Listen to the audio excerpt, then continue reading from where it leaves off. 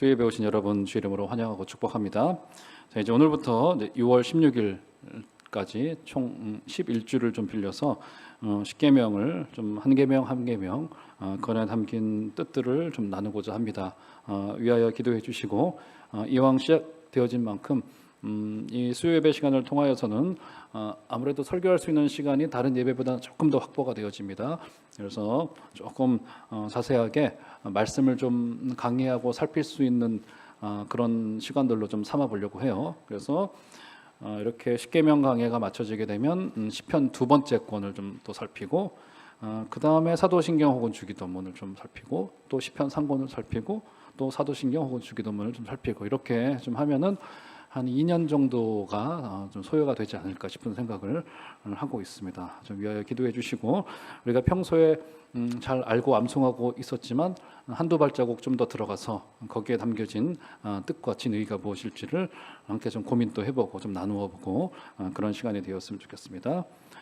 자, 오늘은 이제 십계명 서론의 시간이에요. 과연 이제 십계명이 우리에게 왜 필요한가? 십계명을 왜 공부해야 되는가? 단기적인 이야기 말고 조금 좀 속 깊은 이야기들을 좀 해보고자 합니다. 십계명은 사도신경 주기도문과 함께 교회에게는 마치 선물과도 같습니다. 십계명, 사도신경, 주기도문은 교회의 역사 속에서 교리문답 속에 담겨져 있었던 주요한 가르침의 툴이기도 했습니다.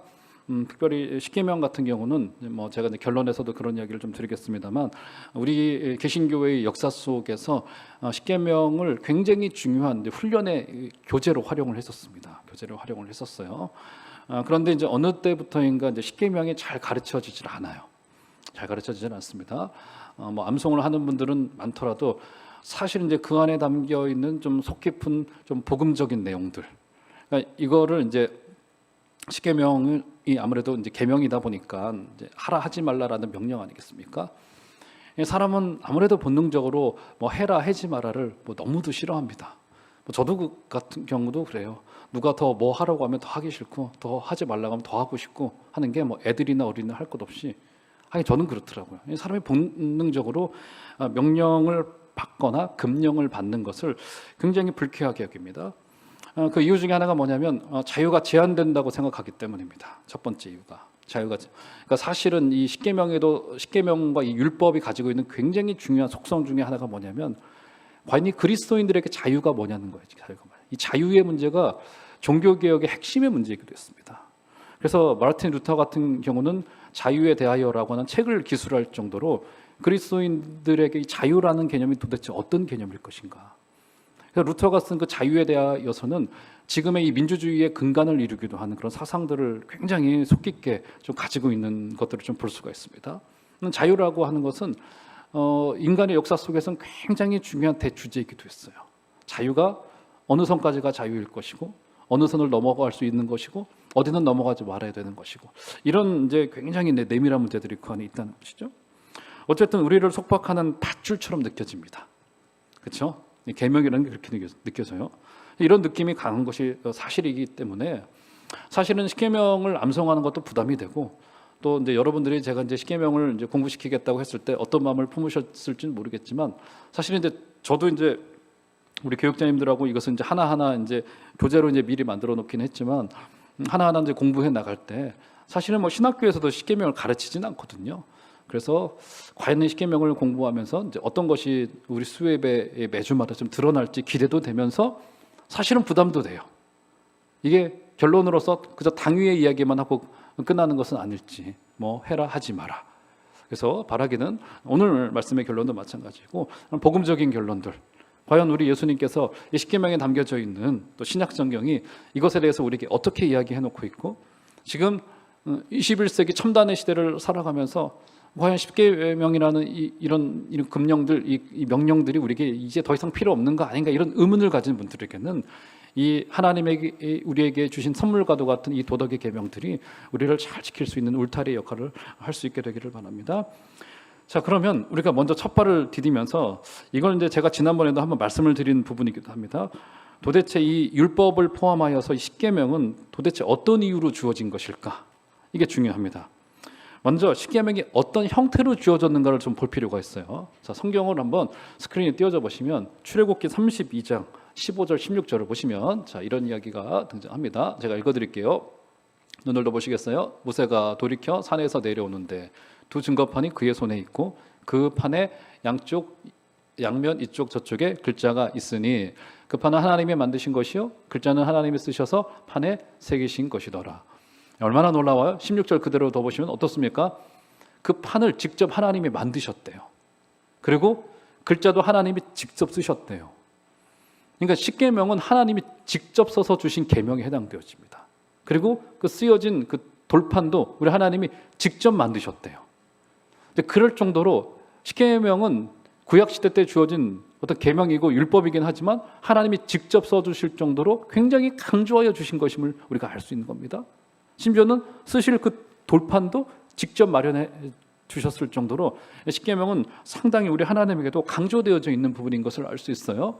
그런데 이게 어떤 형태로 되어져 있냐면 15절로 다시 한번 좀 올려줘 보시면 15절 모세가 돌이켜 산에서 내려오는데 두 증거판이 그의 손에 있고 여기서 알 수 있는 게 뭐냐면 돌판이 두 개였다고 하는 것을 알 수 있습니다.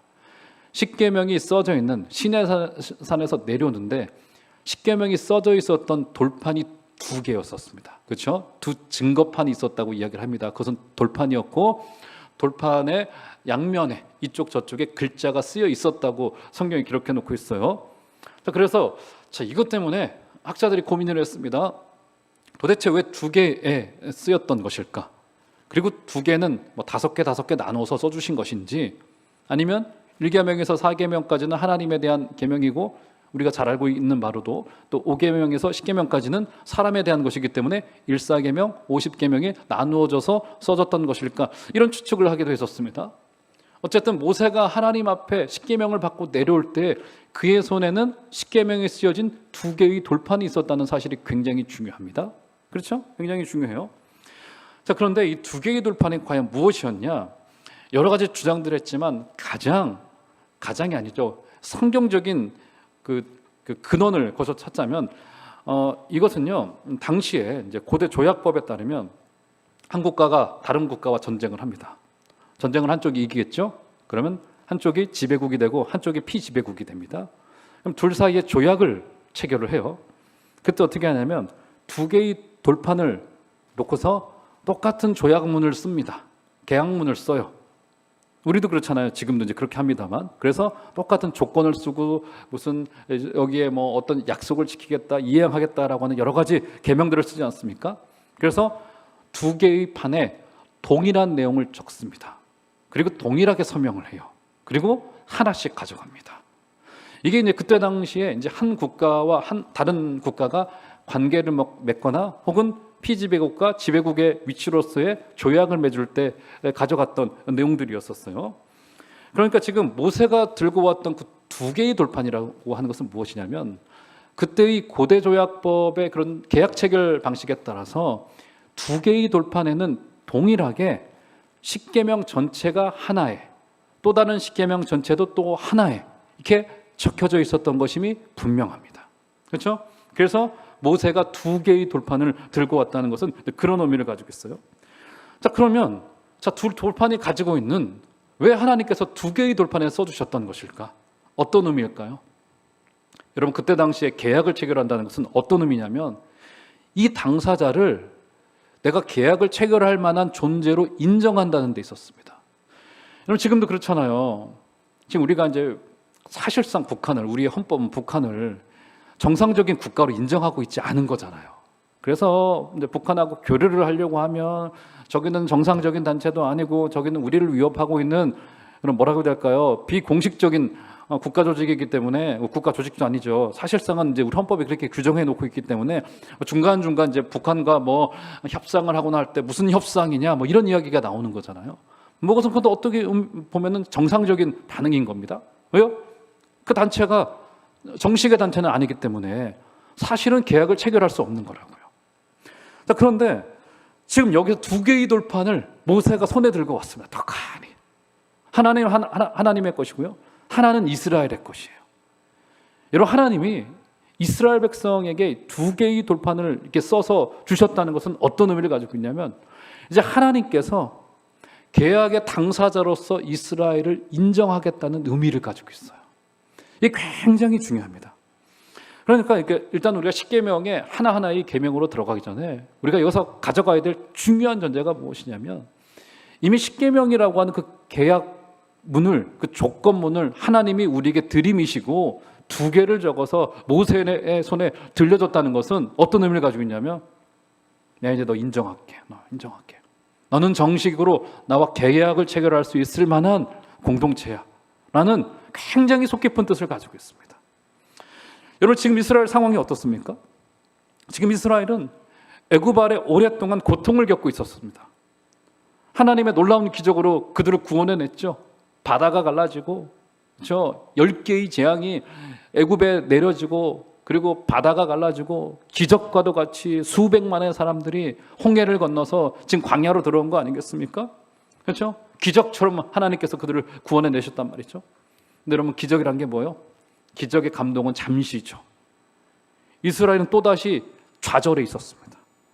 눈앞에 끝도 없이 펼쳐지는 저 광야 앞에 도대체 우리가 여기에 왜 왔나? 어느 방향으로 가야 되나? 이게 하나님의 뜻은 맞긴 맞는 것인가? 그래서 이스라엘 백성들이 어떻게까지 불평을 합니까?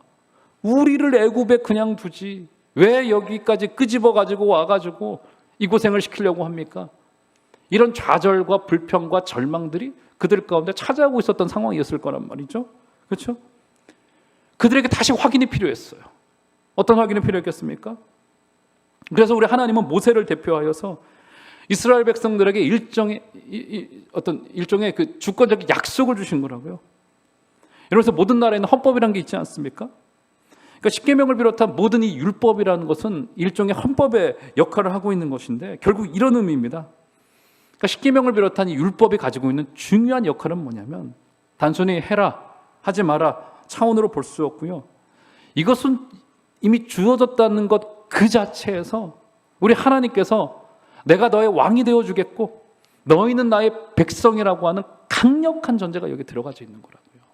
그래서 하나님의 그 율법의 그 명령들, 금령들은 하나님이 우리의 왕이 되고 싶어 하시고, 그리고 광야 가운데 인도하고 싶어 하시고, 그리고 그들을 통하여서 하나님의 나라를 이루고 싶어 하시는 굉장히 중요한 뜻을 가지고 있는 거라고요. 사랑하는 여러분, 그래서 십계명을 여러분들이 공부하시는 동안에 정말 하나님이 여러분의 왕으로 다시 한번 인정되시는 복된 은혜 있으시기를 주의 이름으로 축원합니다. 사사기 시대는 어떻게 이야기를 합니까? 이스라엘의 왕이 없으므로 사람들이 자기 소견에 옳은 대로 행하였다고 이야기를 합니다. 십계명은 하나님이 우리의 왕이시라는 이 선언과 선포와 하나님 편에서의 손내미심과 하나님이 우리를 계약 당사자로 인정해 주시는 굉장히 중요한 전제가 담겨 있다는 사실을 꼭 기억하시는 여러분들 되시기를 주의 이름으로 축원합니다. 자, 그래서 1, 2절로 다시 한번 가보시면, 이제 몇 가지 조금 다른 면들을 좀 살피게 될 텐데, 출애굽기 20장 1, 2절 제가 다시 한번 읽어드릴게요. 하나님이 이 모든 말씀으로 말씀하여 이르시되, 나는 너를 애굽 땅 종되었던 집에서 인도하여 낸 내 하나님 여호와니라.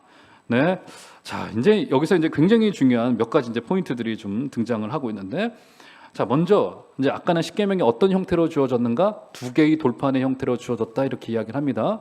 그러면 오늘 1, 2절에서 말하고 있는 바대로 이 십계명이 언제 주어졌는지를 여기서 말해주고 있죠. 2절에서 말해주고 있습니다. 그렇죠? 십계명은 출애굽한 이후에 시내산에서 주어졌죠. 여러분, 지금 이스라엘 백성이 바로 밑에서 노예 생활을 하고 있을 때, 만약에 그때 하나님이 십계명을 주셨다면 십계명이 어떤 전제적인 의미를 가지는 겁니까? 이 십계명을 잘 지켜야지 너희들이 구원받을 수 있고 여기서 노예 해방을 받을 수 있어라고 하는 전제로 주어졌을 거란 말이죠. 만약에 노예 생활 때 주어졌다면. 근데 중요한 점은 뭐냐면, 여기서 하나님께서는 그런 방식으로 구원해내지 않으셨다는 겁니다. 하나님이 이스라엘 백성들을 애굽으로부터 구원해내실 때는 어마어마한 기적에서도 볼 수 있듯이 그것은 이미 하나님이 전적으로 하신 역할이었었습니다. 이것이 굉장히 중요합니다. 하나님이 모세를 통해서 바로를 굴복시키셨죠. 끝내는 10개의 재앙을 애굽 땅에 내리고 결정적으로 마다들이 죽어나가는 그 재앙을 통하여서 결국 바로의 마음이 무너집니다. 그리고는 결국 이스라엘 백성들을 내어놓게 되는 것이죠. 그렇죠? 이 첫 것을 죽였다고 하는 것은 애굽 전체를 심판했다는 그런 의미를 가지고 있어요. 이 첫 것이라고 하는 것은 늘 전체를 의미하기 때문에 저는 그래서 이제 수요 예배 오신 정도 되는 분들이니까 그냥 뭐 편하게 말씀드리겠습니다. 그래서 이 11조가 이 중요한 의미 중에 하나가 뭐냐면 여러분 10개 중에 하나를 띄워드리는 게 아니에요. 그렇게 생각하지 않으셨으면 좋겠습니다. 그리고 여기서 11조 이상 한 달에 헌금하시는 분들 더 많으시잖아요. 다른 헌금도 하시고 주일 헌금도 하시고 하시잖아요. 여러분 우리가 10개 중에 하나 떼어드리는 게 아닙니다. 이것은 우리의 첫 것을 드리는 거예요. 그 말은 뭐냐면 전체가 주님 거라는 고백입니다. 저는 그래서 11조는 상당히 복음적이라고 봐요. 뭐 어떤 분들은 11조가 왜 율법적으로 하냐 하는데 그렇지 않아요. 훈련의 차원도 그렇고 상당히 의미가 있고 정말 오늘 내용의 그 결론도 그렇지만은 일종의 최소한의 울타리가 없으면 사람은 결국 방종으로 가게 되어져 있더라고요. 결국. 그래서 뭐 11조 이야기하는 것은 아니기 때문에 넘어가겠습니다. 고센 지역에 모여 살던 이스라엘 백성들은 자신들의 집 문설주에 어린 양의 피를 바르면 심판을 당하지 않았죠. 우리 어린 양이 건너뛰었죠. 그래서 유월절 아닙니까? 건너갔다. 패스오버, 영어로 패스오버 데이잖아요. 건너갔다. 심판이 이스라엘에게는 임하지 않고 건너갔다. 이런 의미를 가지고 있는 거 아니겠습니까? 그래서 요약을 해보면 이거예요. 어린 양이 죽고 그렇게 그리고 홍해 구원의 사건이 일어나고 이것을 고린도전서에서는 세례 사건으로 명명합니다. 세례 사건으로. 홍해가 갈라지는 것을 보세요. 이스라엘 백성들이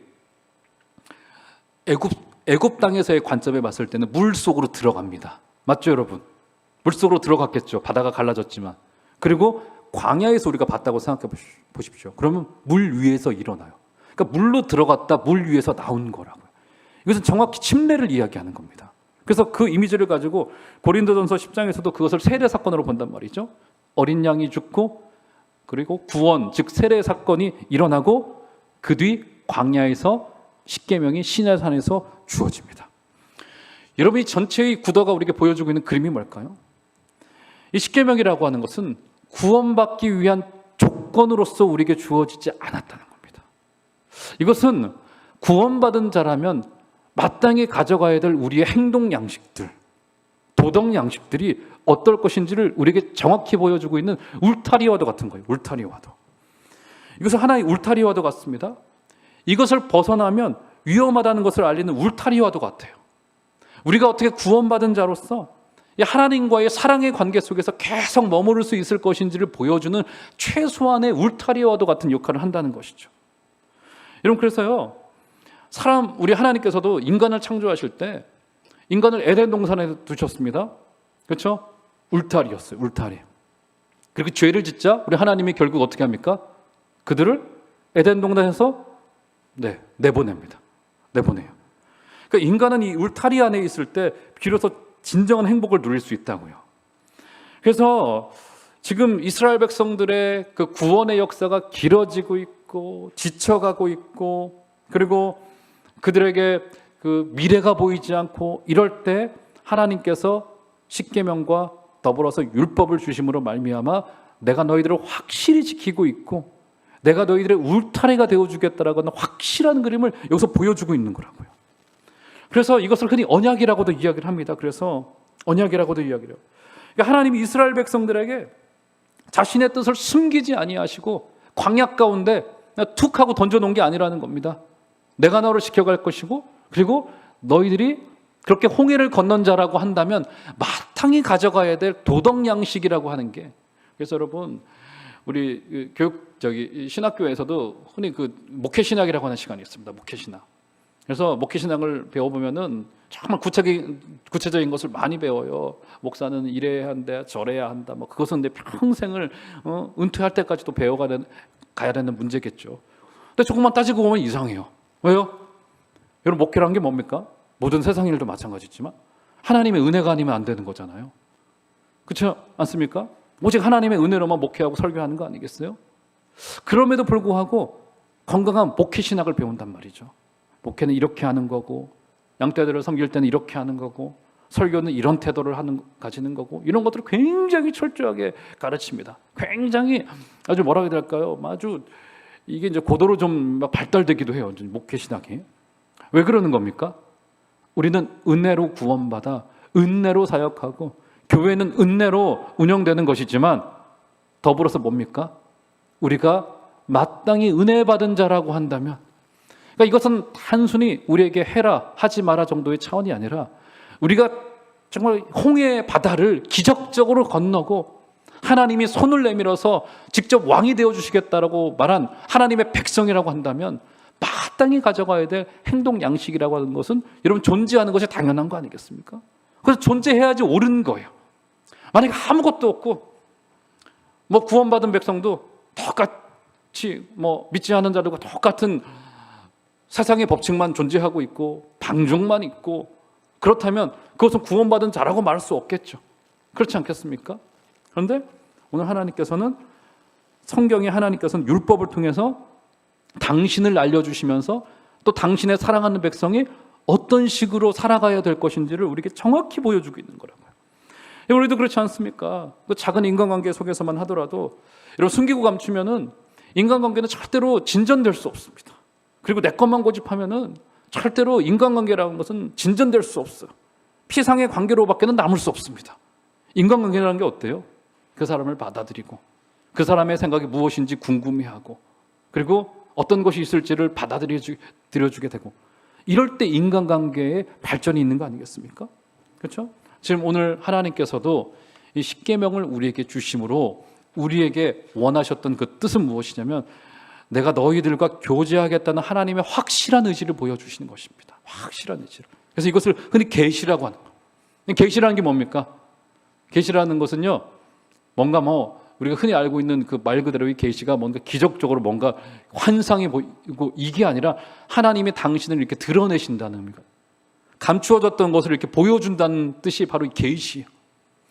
지금 이 광야에서 이 십계명이 주어졌을 때는 어떤 의미를 가지고 있냐면 우리 하나님 당신께서 언약을 보여주시고 우리에게 울타리를 쫙 쳐주심으로 말미암아서 너희들이 거해야 될 것들은 바로 이곳이야 라고 하는 것임을 우리에게 아주 정확히 보여주신 것입니다.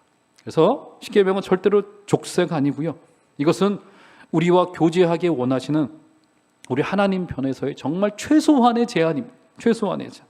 사랑하는 여러분, 그분의 마음을 따라가시는 여러분들 다 되어주시기를 주의 이름으로 축원합니다. 그래서 십계명을 공부해야 되는 실제적인 이유, 이 세 가지만을 제가 좀 오늘 짚어보고 말씀을 좀 정리해 보도록 하겠습니다. 자, 오늘 말씀을 좀 정리해 보기 위해서 십계명을 공부해야 되는 세 가지 이유. 첫 번째, 20절 다시 한번 보세요. 이렇게 이야기를 합니다. 나는 너를 애굽 땅 종되었던 집에서 인도하여 낸 내 하나님 여호와니라. 네, 지금 이스라엘 백성들은 요셉 이후로 400년이 지났습니다. 400년 동안의 성경의 기록이 여기 존재하지 않아요. 이 기간에. 여러분, 이 안목의 기간을 생각을 해보십시오. 이 기간 동안에 하나님의 계시가 여기서 멈추었습니다. 하나님도 잊었고요. 여러분, 흔히 현대 시대 때 40년을 한 세대로 봅니다. 그러면 10세대가 지난 거예요. 10세대가. 어마어마한 시간이었겠죠? 그렇죠? 10세대가 지나갔습니다. 이스라엘 백성들의 머릿속에서 하나님이라고 하는 존재 자체가 사라졌단 말이죠. 그런데 2절 보세요. 하나님이 십계명을 주시면서 주셨던 전제적인 말씀이 뭐냐면 2절. 나는 너를 애굽 땅 종되었던 집에서 인도하여 낸 누구의 하나님이라고요? 네, 굉장히 중요합니다. 이것을 우리의 감정으로 읽으시면 안 돼요. 지금 이스라엘 백성들에게 주고 있는 말이라고. 그때 당시에 이스라엘 백성들에게 너희의 하나님이라, 내 하나님이라는, 내 하나님. 그러니까 십계명을 공부해야 되는 첫 번째 이유가 뭐냐면 하나님이 우리의 하나님이시기 때문입니다. 이런 것이 굉장히 중요해요. 여러분, 십계명의 하나님은 바로 여러분의 하나님이세요. 그렇기 때문에 우리는 그분의 소유이시고 그분이 십계명을 주셨다면 그 안에 담겨져 있는 하나님의 뜻들이 무엇일지를 알아가는 것이 굉장히 중요합니다. 여러분, 절대적인 권능으로 이 율법을 수여하신 이분은 세상 어떤 독재자들처럼 변덕스러운 독재자가 아니란 말이죠. 그분은 인격적이시고요, 언제나 우리를 위하시는 분이시고요, 그렇죠? 세미한 음성으로 우리와 함께하고 계신 분이시란 말이죠. 그래서 십계명을 공부하고 묵상하다 보면 그분의 마음을 알게 될 것이고요, 그리고 그분을 향한 진실된 소망을 여러분들이 품을 수 있으시게 되리라고 저는 확신합니다. 그래서 여러분 그렇잖아요. 그 사람이 가지고 있는 그 생각과 뜻과 이런 것들을 왜 알아가기를 원합니까? 그 사람을 사랑할 때는요, 그 사람을 진실로 내가 섬긴다고 한다면 여러분 어떻습니까? 그 사람이 왜 이것을 좋아하는지. 그래가지고 제가 이제 요거를 좀 하기 위해서 제가 오랜만에 예전 아주 오래전에 했었었는데 제가 이제 MBTI라고 하는 그 성격 유형 검사를 좀 해봤어요. 이제 간단하게 이제 인터넷상에서 이제 하는 게 있습니다. 해보신 분들 아마 계셨으리라 생각이 들어요. 저는 사실 그걸 되게 안 좋아합니다. 그러면 사람을 16개의 카테고리로 나눠가지고 이 사람은 16개의 카테고리 중에 이렇고 저렇고 하는 걸 진짜 싫어해가지고 제가 애니어그램이나 MBTI 하는 걸 뭐 진짜 세상 말로 좀 극도로 싫어합니다. 그래도 해봤어요. 뭐 몇몇 공동체에서 해야 되니까 하다가 갑자기 생각이 나가지고 좀 해봤습니다. 저는 제 유형이 어떤 것인지는 말씀드리지는 않겠습니다만 저는 그 16개의 유형 중에서 어떤 유형이냐면 정말 거의 소수의 사람들에게 해당되는 유형이더라고요. 많지 않아요. 전 세계 인구의 2%밖에 안 된다고 하더라고요. 저 같은 유형이. 그래서 어쨌든 제가 이제 생각해보니까 과거에도 했을 때 그 유형이었더라고요. 제가 우리 전에 공동체에서 했을 때 이제 그런 유형이었었습니다. 그리고는 제가 이제 오늘이었나요? 어제였나? 오늘 아침이었나? 제가 이제 같이 집에 살고 있는 여성분한테 당신도 좀 해보시라고 그 링크를 좀 보내줬습니다. 그리고는 쭉 가가지고 이제 저한테 결과를 알려주더라고요. 가장 흔한 유형입니다. 가장 흔한 유형. 가장 흔한 유형이고 가장 사람 좋은 유형이시더라고요. 근데 저는 그렇게 좋은 유형이 제가 보니까 한마디로 저는 성격 괴팍하고 뭐 하여간 그런 유형인 것 같더라고요. 뭐 이렇게 너무 뭐 하여간 좀 따지기 좋아하고 뭐 이런 유형이더라고요. 저는 어쨌든 이제 근데 저를 하고 나니까 사실은 저랑 같이 살고 있는 사람은 어떤 제가 대충은 알겠는데 16개의 카테고리 중에 어디일까 좀 궁금해지더라고요. 그래서 한번 해보라고 했고 이런 결과를 저한테 좀 보여줘 봤습니다. 여러분 이건 것 같아요. 십계명이라고 하는 것이 그분이 우리의 하나님이시기 때문에. 그래서 저는 참 지금도 그 말이 섬뜩하면서도 너무 진실되다고 받아들인 게 뭐냐면 그 1세기 전에 살았던 마틴 로이 존스라고 영국의 그 목회자였던 그 위대한 설교자 아닙니까? 그분이 목회적으로 후배들에게 주었던 조언 중에 하나가 뭐냐면 당신이 목회자가 되고 싶은데 사람에 관심이 없다면 목회를 그만두라고 했습니다.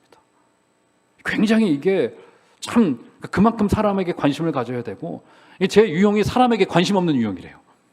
뭐 사람에게 연락 안 와도 흥하고 연락하는 것도 별로 좋아하지 않고 제가 그런 유형이라고 하더라고요. 그런데 또 그렇지만은 않아요. 그 유형을 뛰어넘는 또 훈련되는 게 있지 않겠습니까? 이게 뭡니까? 하나님은 우리의 하나님이란 하나님이 그런 하나님이라고 한다면 그분을 묵상하고 그분을 공부하고 그분을 알아가는 것을 기뻐하고 감사하게 된다는 거죠. 여러분 우리가 어렸을 때는요 기회를 주는 부모님의 마음을 알 도리가 없습니다. 그렇지 않습니까? 언제 철드는 겁니까? 언제 철드는 거예요? 애들이 거기에 눈 떠질 때 거기에 부모님이 나를 진짜 사랑하여 가지고 이 규율을 줬구나. 이 규율이 없으면 뭐 9살 10살 때부터 집 밖에 내보내면 되는 거 아니겠습니까? 마음대로 살으라고. 근데 그런 거 아니잖아요. 부모라고 한다면 아이가 장성할 때까지 그를 지켜주고 그를 케어해주고 그렇죠? 그런데 그것은 규율로밖에는 되질 않아요.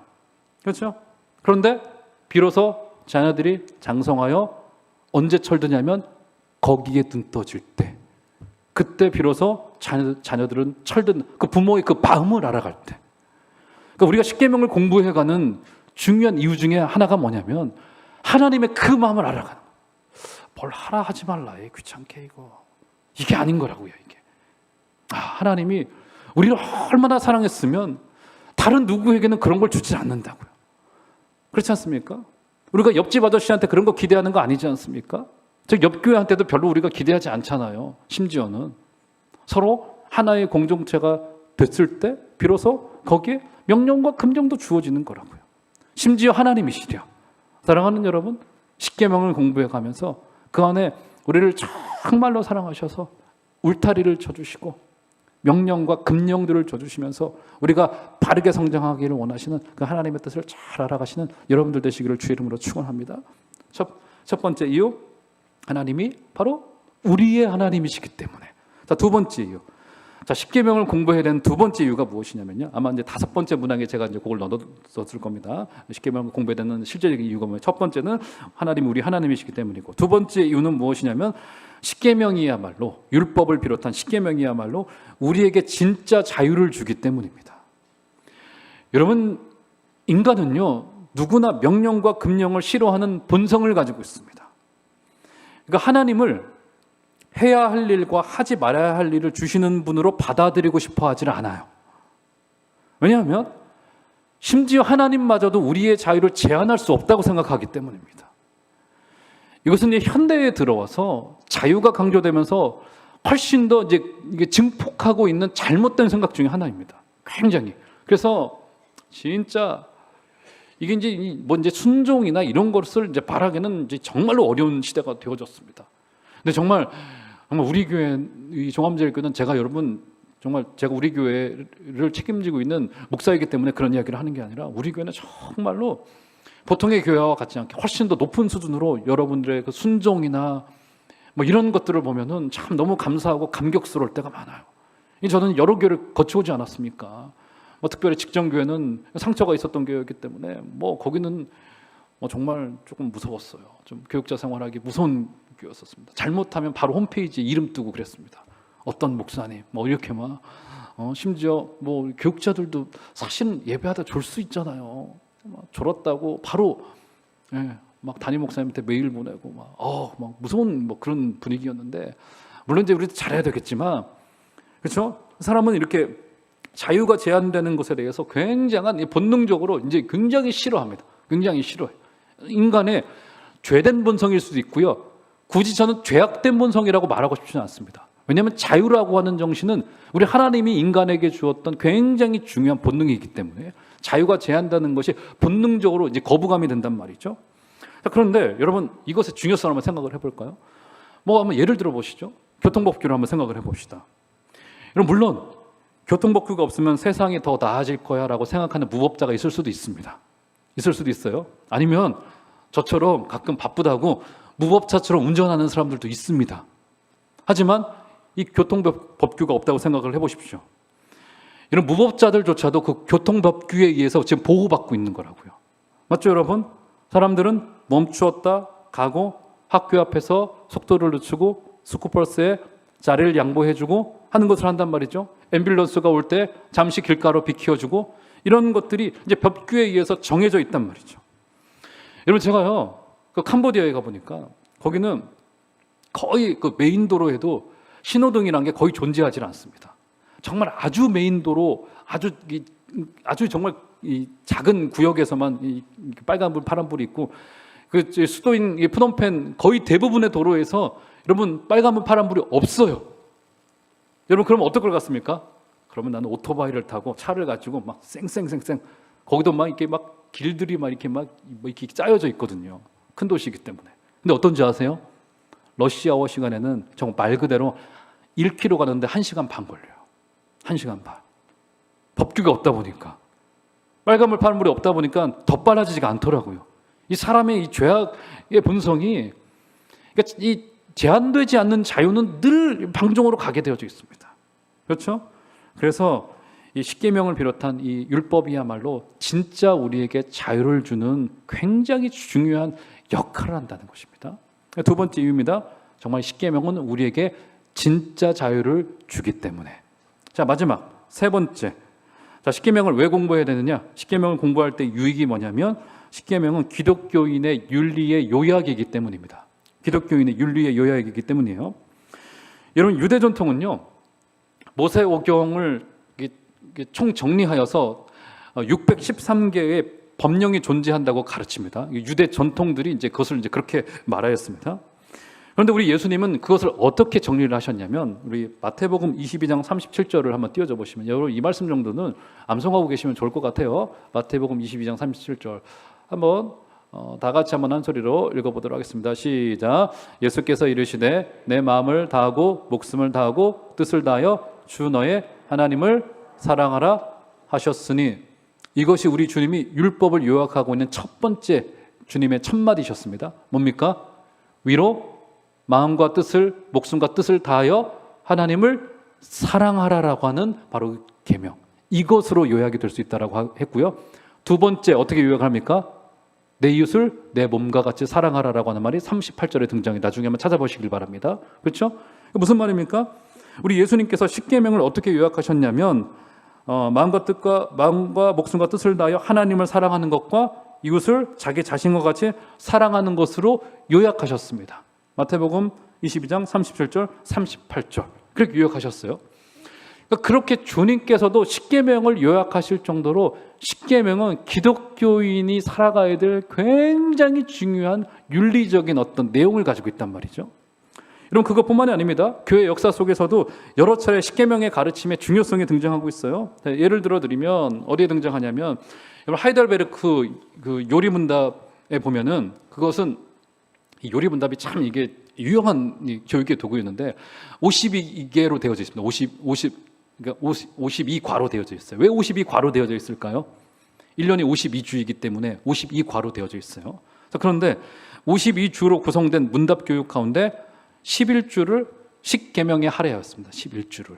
그렇죠? 11주를. 그러니까 이게 교리 전체를 요약한 건데 그중에 11주를 십계명에 할애할 정도로 굉장히 여기에 중요성을 둔 겁니다. 웨스트민스터 소유리 문답. 이것은 총 107개의 문항으로 108개인가요? 잘 기억이 안 나요. 107개일 겁니다. 107개의 문항으로 되어져 있습니다. 그 가운데 총 42개가 십계명을 가르치는 데 할애합니다. 그렇죠? 3분의 1 이상을 지금 여기 할애해 놓고 있어요. 그러니까 굉장히 많은 포션을 지금 차지하고 있는 것이죠. 우리 교단뿐만이 아니에요. 루터교 대교리 문답 같은 경우에는 전체 문답의 절반 이상을 십계명을 가르치는 데 할애하고 있습니다. 그러니까 이럴 정도로 십계명은 기독교 역사 속에서 이 어떤 성경 전체의 교리를 볼 수 있고 요약을 볼 수 있는 굉장히 유용한 도구이다라고 하는 것임을 우리가 확인할 수 있는 겁니다. 그래서 십계명은 이 사랑계명의 핵심을 담고 있기 때문에 십계명을 공부하다 보면 우리의 죄를 인정하지 않을 수가 없게 되어집니다. 여러분 죄가 인정되어지면 어떻게 되겠습니까? 죄를 해결하기 위해서 우리가 어딘가로 나아가겠죠. 어디로 나아가게 되겠습니까? 율법의 기능 중에 뭡니까? 바로 그리스도를 바라보게 해요. 우리 십계명을 공부하면서 우리 연약함을 봐요. 우리 죄됨을 바라보게 되어지고 하나님의 계명에 미치지 못하는 우리의 형편없는 수준을 발견하게 될 것입니다. 그때 우리의 눈이 어디로 돌려지게 될까요? 그리스도 외에는 우리에게 소망이 없구나. 이것을 보게 되는 거라고요. 결국 예수 그리스도의 은혜의 복음을 갈구하게 될 것입니다. 우리 예수님께서 제자들에게 발을 씻기신 이후에 이렇게 말씀하셨습니다. 요한복음 14장 15절에 너희가 나를 사랑하면 나의 계명을 지키리라. 나오네요. 너희가 나를 사랑하면 나의 계명을 지키리라라고 말합니다. 여러분 구원은요 복종에 대한 보상이 아니라 복종해야 될 이유입니다. 여러분들이 구원받았기 때문에 복종하고 순종하는 것이지 복종하고 순종했기 때문에 구원이 우리에게 이루어진 것이 아니에요. 십계명을 공부해 가면서 기쁨으로 그 자리에 순종하길 바라겠고 우리의 부족함이 보이거들라 우리의 눈을 들어 율법을 완성시키시고 율법의 모든 요구를 충족시키신 예수 그리스도를 바라볼 수 있게 되어주시는 여러분들 다 되어주시기를 주의 이름으로 축원합니다.